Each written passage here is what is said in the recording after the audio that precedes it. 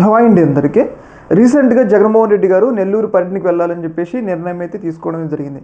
ఆయన నెల్లూరు పర్యటనకి వెళ్ళడానికి ప్రధాన కారణం ఏంటి అంటే, వైసీపీలో చాలా కీలకమైన వ్యక్తి మాజీ మంత్రి కాకాని గోవర్ధన్ రెడ్డిని కూటమి ప్రభుత్వం వచ్చిన తర్వాత కొన్ని కేసులు పెట్టి ఆయన్ని జైల్లో ఉంచడం జరిగింది. కోర్టు కూడా ఆయనకి రిమాండ్ అయితే విధించడం జరిగింది.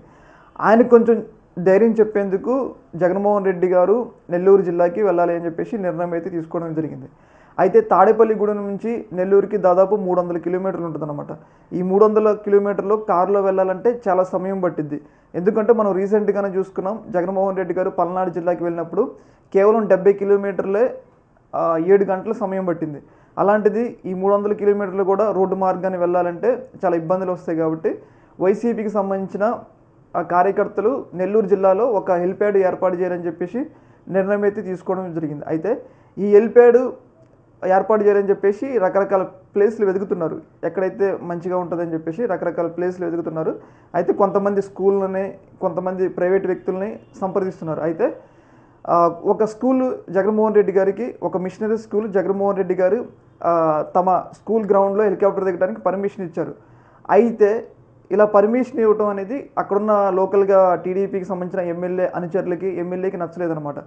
వెంటనే వాళ్ళు వెళ్ళి, మీరు కనుక జగన్మోహన్ రెడ్డికి సంబంధించి హెలికాప్టర్ దిగడానికి పర్మిషన్ ఇస్తే మీ స్కూల్లో ప్రభుత్వ భూమి ఉంది, ఆ భూమిని వెనక్కి తీసుకుంటామని చెప్పేసి వాళ్ళ మీద ఒత్తిడి, అంటే ఒక రకమైన భయం, బ్లాక్మెయిల్ అనమాట.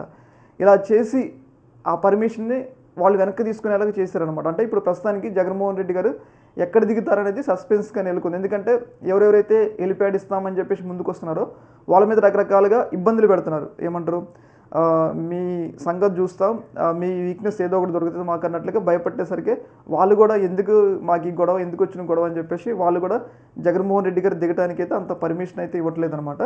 ఒక రకంగా ఇది కూటమి ప్రభుత్వం, జగన్మోహన్ రెడ్డి ఆయన రోడ్డు మార్గాన్ని వెళ్ళినా ఆయనకి సెక్యూరిటీ కల్పించట్లేదు. ఇప్పుడు ఏదైతే హెలికాప్టర్ మార్గాన్ని వెళ్ళినా కానీ ఆయనకైతే సెక్యూరిటీ కల్పించట్లేదు అని చెప్పేసి ఇక్కడైతే మనకైతే క్లియర్గా అర్థమవుతుంది. ఏదేమైనా కానీ ఒక ప్రతిపక్ష నాయకుడు ఆయన పరామర్శకు వెళ్తున్నప్పుడు హెలిప్యాడ్ ఇచ్చే వాళ్ళు కూడా భయపెట్టడం అనేది, దీన్ని బట్టి చూస్తే మనకి కూటమి ప్రభుత్వం ఎంత భయపడుతుందో మనకైతే క్లియర్గా అర్థమవుతుంది. ఇంకొకటి ఏంటి అంటే, పదే పదే కూటమికి సంబంధించిన కీలకమైన నాయకులు చంద్రబాబు నాయుడు గారు కానీ, లోకేష్ గారు కానీ, డిప్యూటీ సీఎం పవన్ కళ్యాణ్ కానీ వాళ్ళు పదే పదే ఒక విషయాన్ని చెప్తున్నారు. ఏంటి అంటే, ఈసారి కూడా 2029లో కూడా జగన్మోహన్ రెడ్డి అస్సలు అధికారంలోకి రాడు, ఈసారి కూడా అధికారం మాదని చెప్పేసి చాలా కాన్ఫిడెంట్గా చెప్తున్నారు. మరి ఇంత కాన్ఫిడెంట్గా చెప్పిన వాళ్ళు, మీరు ముగ్గురు అంటే 3 పార్టీలు కలిసి ఉన్నప్పుడు మరి ఎందుకు జగన్మోహన్ రెడ్డి గారు స్వేచ్ఛగా తిరిగేదానికి భయం ఎందుకు? అంటే స్వేచ్ఛగా తిరుగుతుంటే భయం ఎందుకు? ఉండకూడదు కదా. ఇప్పుడు మీరు 164 సీట్లు గెలిచినారు. అలాగే మనం చూసుకున్నట్లయితే దాదాపు 55% పైగా ఓటింగ్ వచ్చింది. అంటే చాలా భారీ విజయాన్ని ఉన్నారు. కేంద్రంలో కూడా మీకు సపోర్ట్గా ఉన్నారు అంతా. అలాంటప్పుడు కేవలం 11 సీట్లు వచ్చిన జగన్మోహన్ రెడ్డి గారు పర్యటన చేస్తా అంటే ఇలా రకరకాల ఇబ్బందులు సృష్టించడం ఏందనేది ఇక్కడ కీలకమైన ప్రశ్న. ఏదేమైనా కానీ వీటన్నిటిని కూడా జగన్మోహన్ రెడ్డి గారు అయితే ఆయన చాలా క్షుణ్ణంగా పరిశీలిస్తున్నారు. 2029లో మాత్రం జగన్మోహన్ రెడ్డి గారు అధికారంలోకి వస్తే ఇంకా ఆయన చూపించే ప్రభావం, ఆయన చూపించే ప్రతాపం అనేది ఇంకా ఏ స్థాయిలో ఉంటుందో మనం అయితే చెప్పక్కర్లేదనమాట. ఏదేమైనా కానీ జగన్మోహన్ రెడ్డి గారిని కట్టడి చేయడానికి, అన్ని విధాలుగా కట్టడి చేయడానికి అయితే కూటమి ప్రభుత్వం భావిస్తుందని చెప్పేసి మనకైతే క్లియర్గా అర్థమవుతుంది. చూడాలి మరి జగన్మోహన్ రెడ్డి గారికి మరి హెలిప్యాడ్ దొరుకుతుందో లేదా అనేది. ఈ యొక్క అంశంలో మీ యొక్క ఒపీనియన్ కింద కామెంట్ తెలియజేయండి. అలాగే ఇలాంటి మరిన్ని అప్డేట్స్ కోసం మన ఛానల్ అయితే సబ్స్క్రైబ్ అయితే చేసుకోండి. ఓకే మరి.